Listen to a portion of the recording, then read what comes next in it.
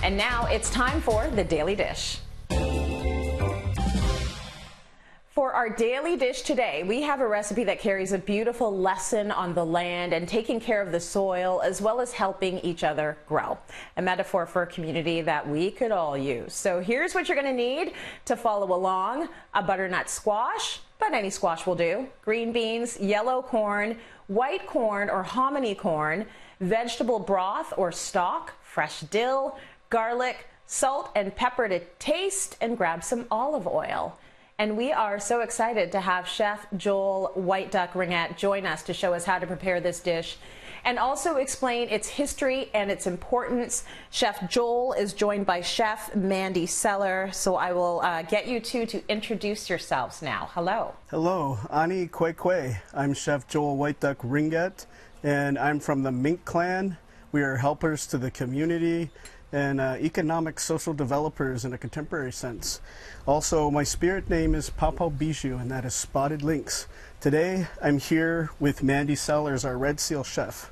I'm Mandy. I am Cree from Cross Lake First Nation. I'm Otter Clan. I want to start by just talking about the three sisters. For those who don't know what the three sisters are, what are they? Can you explain? Yeah, the three sisters are squash, corn, and beans.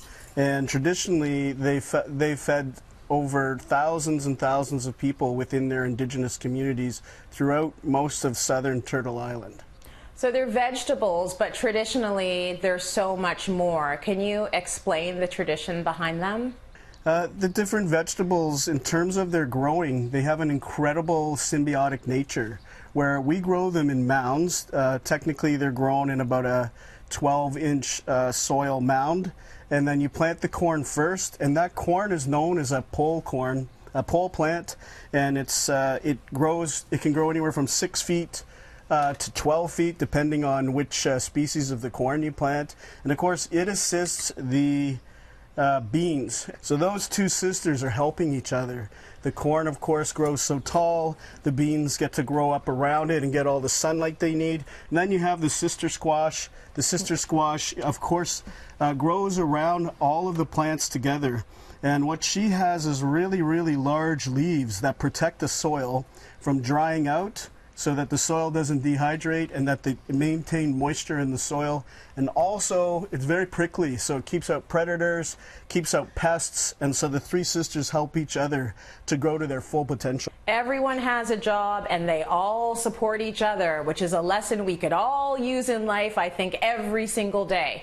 So let's get the recipe started. How do we start? So what we're gonna do is just start with the squash, and we're gonna have Mandy show us the butternut squash so that people know you can use any squash, but this is the squash we're using today. So you're going to peel off the squash and then cut it into small diced shaped squares. And we're also going to core it. So we want to core out the seeds. Seeds are also edible. You can take them all outside of the inner flesh of the plant. And today what we're doing is a 4-portioned three-sister stew. And then we can add the white corn. Now this white corn, this is the real gold of this meal. What we want to talk about and tell you today is that this corn was actually what propelled the economic community of all Indigenous societies here. This was just like trading gold or trading money. It was our economic sustenance of the community. This corn has all of the nutrients that you need in it alone, but it has to go through a special process. And what our people discovered that's quite ingenious is that this corn has to be boiled inside wood ashes. So you need hardwood ashes, and it goes through a 4-hour boiling process before the hull comes off the corn, and then it's ready to eat at that point.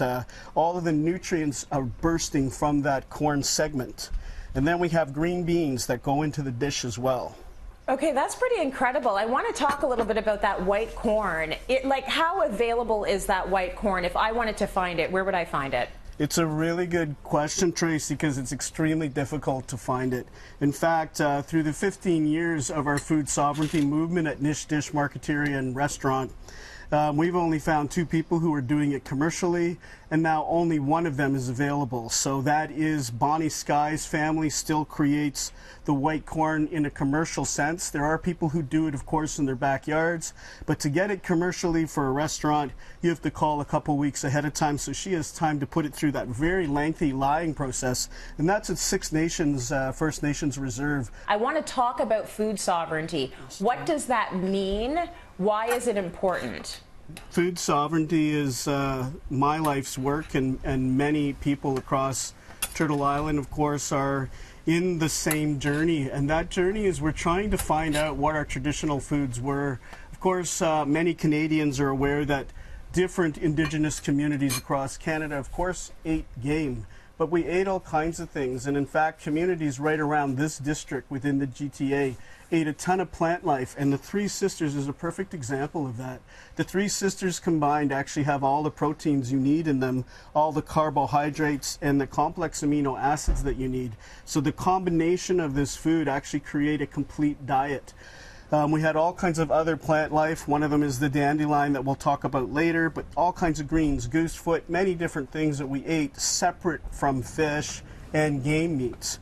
So that's the journey of food sovereignty. It's really finding and unlocking the past history of what our true diets were. So I know Chef Mandy was doing some things while we were talking. You put in veggie stock, I imagine, some salt and pepper, some crushed and pressed garlic clove, chopped up dill. And what we want to talk about is that garlic. You could use wild garlic in this, but you can use any garlic. And the point, a little bit of Himalayan salt. We like to do that. If you can use any other salt rather than your regular iodized table salt, a lot of the minerals are stripped from that. You want to try and get your hands on sea salt or Himalayan pink salt. They have a ton of minerals left in the salt still, so better for you. A little bit of crushed pepper. Very simple dish, and that's the beauty of a lot of the foods. They're really quite simple to make. Now we're going to cook it for this particular portion only for about an hour and a half on about 425. Chef Johl and Chef Mandy, great job, and thank you for the lesson as well. This is just the beginning. They mentioned dandelions, super good for you. So that's going to happen when they are back, so stay with us.